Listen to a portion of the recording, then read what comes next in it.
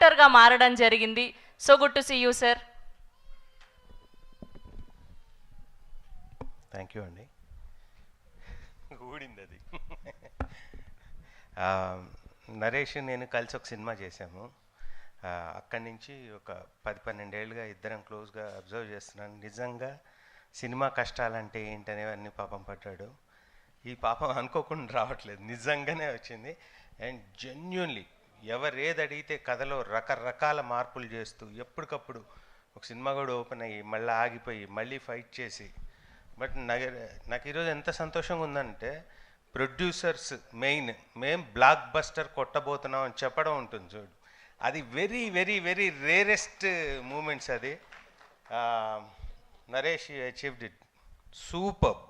Very very very happy for you. నీ కష్టానికి భగవంతుడు తప్పకుండా ఒక బ్లాక్ బస్టర్ ఇవ్వాలని మనస్ఫూర్తిగా కోరుకుంటున్నా.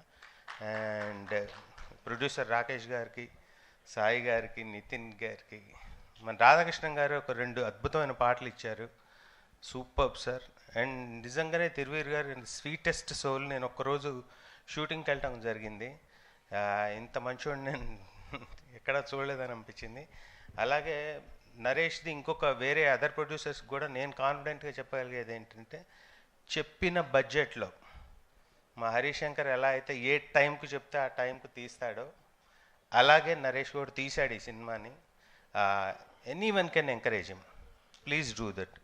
And my best wishes for పాపం Pratap. Thank you so much. Thank you Dasarath garu, thank you so much. మిమ్మల్ని వేదిక మీద ఉండవలసిందిగా రిక్వెస్ట్ చేస్తున్నాం ప్లీజ్. అండ్ అలానే మా